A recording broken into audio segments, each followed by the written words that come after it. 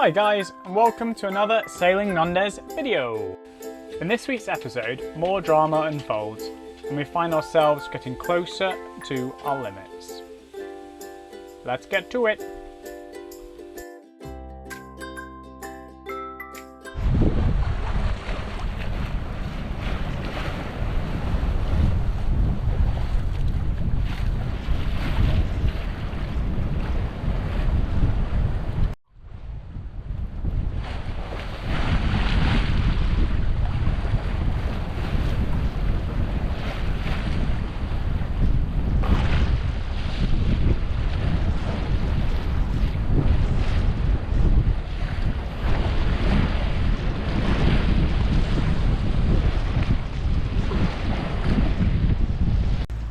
We left Vigo today.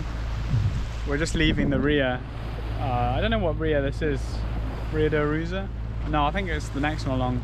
It's the Ria that Vigo is in. That is Sierra's Island where we spent the night. That's the national park. So a really pretty place to go. I mean, you would have seen by now from one of our little sit-down videos that we hit a rock. And we had the boat hauled out and everything's okay and we're free to go onwards on our journey. So today we're going to Bayona. We're going to spend the night there, maybe 2 nights, don't know yet, probably just 1 night, and then we head down to Porto in Portugal tomorrow. So it's exciting, it's nice, kind of, yeah, hoping for a really nice smooth downwind sail with following seas. It feels like we could definitely do with catching a bit of a break at the moment. Just as soon as we fix one thing, we just seem to find something else that's broken or not working, or we hit a rock.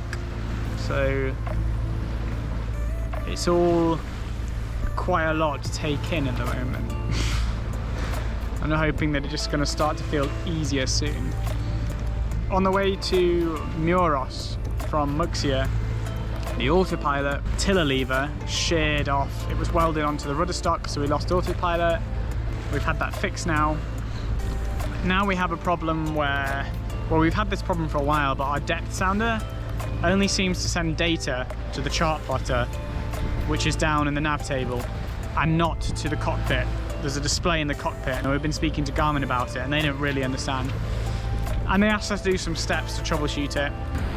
So I think somewhere in the transducer there is a wire that is shorting. It's either in the cable that goes from the transducer to the NMEA 2000 backbone, or it's in the device itself. I spoke to Garmin. They were really good at replacing the the GNX wind that also broke. So I think they'll get this sorted for us. But it's just another one of those things that's really annoying. We bought a new product off the shelf and it's not cheap, you know. You're talking like, I think it was like just under £1,000 for that as a kit with the little display screen, and you don't expect it to break. It's brand new and it's like expensive bit of kit. So hoping for a couple of easier days of boat life, because at the moment it feels like everything is just sort of a little bit against us. We've got to balance all the boat stuff, getting it fixed, getting it shipshape, finding marinas, passage planning, and also working. So if we can take one part out of that puzzle, and unfortunately we can't take the work part out of that puzzle, then it would make our lives much easier. Like, what I'm saying is, if we can get rid of the fixing stuff thing, or at least lower the volume of fixing stuff, then, you know, that would make our life easier. I sound like I'm being whingy because you look around and we're on a boat in the Mediterranean, not in the Mediterranean, on the west coast of Spain, and like, it's beautiful. You know, it's, what day is it today? It's the 26th of September. And I'm sat here in shorts. I do have a jumper on because it is slightly chilly today. It's like 20s, low 20s, but with the wind chill and it's colder. It does sound like I'm being whingy, but yeah, I don't know. It is really stressful being on a boat. And I think it's stressful because so much of it is new to us.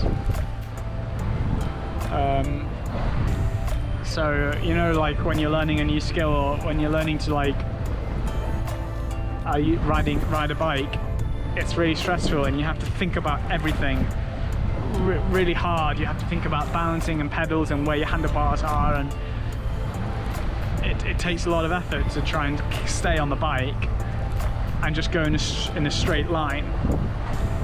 But the more you do it, this is what I'm hoping, the more you do it, the easier it gets, and it comes a point where you don't really have to think about it anymore.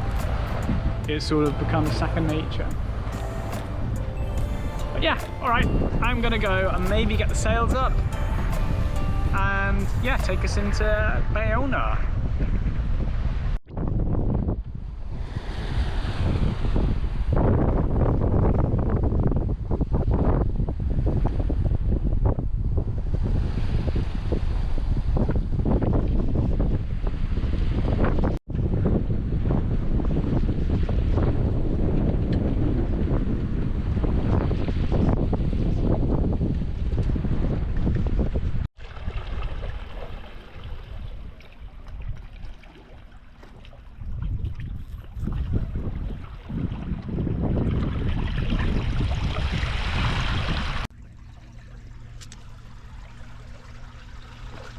I don't know if you can see this.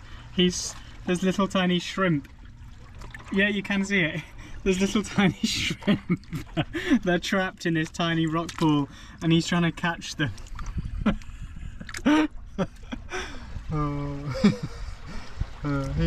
He's Whoa! Where's your fishes gone?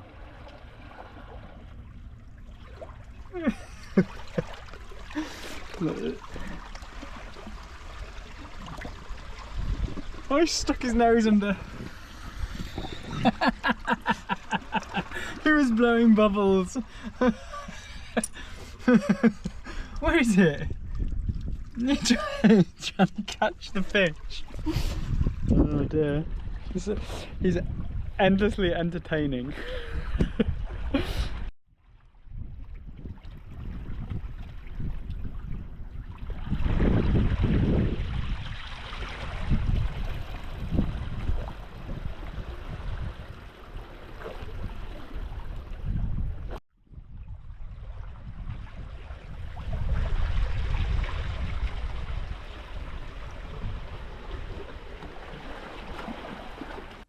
So later that very same evening, we were just settling in to watch a movie and get an early night. We had an 11 or 12 hour day sail to Porto planned. I decided to do my engine checks tonight, so it was one last thing to do in the morning. Coolant, check, all looks good. Alternator belt, check, all looks good. Oil dipstick, what? The oil level is off the chart high, and it was this milky brown chocolate milk colour. I decided to try and start the engine to warm the oil up so I could do an oil change, and it struggled to start. It turned over for a bit, and then meanwhile Flick screamed up at me, stop! Oil is pouring out of the engine. So I run downstairs and there's this oily chocolate milk stuff that was being spat out of the air intake. It was pouring out. I had no idea what had happened. I just knew it was not good. What did we do? We got in touch with some Instagram friends called Sailing Indiana, who had also had a fair amount of engine trouble recently, and they gave us some advice. And they also put us in touch with another chap called Guy, who we'd never met before. Both Guy and Sailing Indiana were our knights in shining armour. Guy basically diagnosed the problem through a series of WhatsApp messages and some late night video calls. We emptied the oil sump, I pumped and pumped, and the only thing that came out was water. Water clear as day, it was crystal clear water. So I did what all sailors do, is you see a mysterious liquid in the boat and you taste it. And sure enough, it was salt water. Crystal clear salt water was coming out of the oil sump. we'd somehow managed to fill our engine block with salt water. At this point, I thought the engine would be dead. We emptied the sump, and it wasn't till we'd taken out about 10 litres of seawater that finally oil started coming out. This chocolate milk, creamy coloured oil. Not at all what oil is supposed to look like. With some more help from Guy, we decided that we'd try and hand crank the engine and try and get any salt water out of the cylinders. So by hand cranking it, we were forcing the cylinders up, and the salt water would sort of leak down the sides of the pistons. And as we did this, it got easier to crank the engine. After that, we changed the oil filter, and then we changed the oil. So this was the moment of truth. Will the engine run?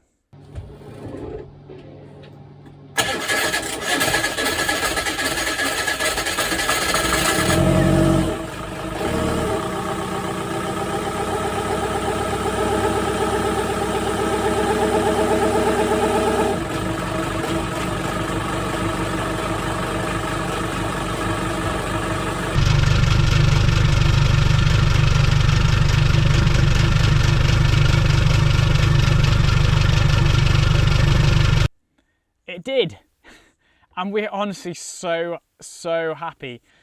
We thought it was dead. I thought we were going to be stranded in this beautiful little village in the middle of rural Spain. We ran the engine in forward at 2000 RPM for about 20 minutes before shutting it down, and we changed the oil again and the filter. A tiny bit of water came out of the sump as we emptied the oil, and then what we did is we ran the engine again at load for 30 minutes. And we did this so that in total we changed the oil 6 times and run the engine for 30 minutes, 20 minutes at load in between each oil change. So the engine had survived to fight another day. How did it happen? An old pipe had kinked in the anti-siphon valve. Something so simple. So how do we prevent this in the future? Well, we've replaced all of the hose with wire reinforced hose, so it's almost impossible for it to kink. But also, we always make sure to shut the seacock when the engine is not being used. So that was episode 3, I guess, in our series of unfortunate events, although not the last. With the autopilot snapping, the rock and the engine semi-exploding, I was starting to feel a little overwhelmed by this sailing adventure. But there were, as always, massive positives coming through from the sailing community. Lauren and Chris from Sailing Indiana and Guy were just so helpful, both of whom we messaged around, I think it was 9 PM on the night of the chocolate milk engine incident, and immediately were responding with amazing advice and support. In the marina in Bayona, where this all took place, we ran into our Dutch friends again, who had heard us radioing the marina for a tow-in from our anchorage, and we explained exactly what had happened. That night, they and a Swedish couple came over for drinks to ease our frustration, and it was just really lovely. The next morning, both the couple's kids, after hearing about our rather horrible few weeks, combined their baking skills to surprise us with some delicious cookies and the cutest card ever. The Swedish couple also gave us some extra oil, which was just so kind of them, and helped us with flushing through our engine. Anyway, it turned out that in the end we were only delayed by an extra day or so, and we were able to crack on with our sail down to Porto, where we were meeting some friends. We couldn't believe our luck after everything that had happened so far. We really thought it was going to have to be a new engine or something. So what's next in this series of unfortunate events? Well, if you subscribe to our channel, then perhaps in next week's episode you might just find out.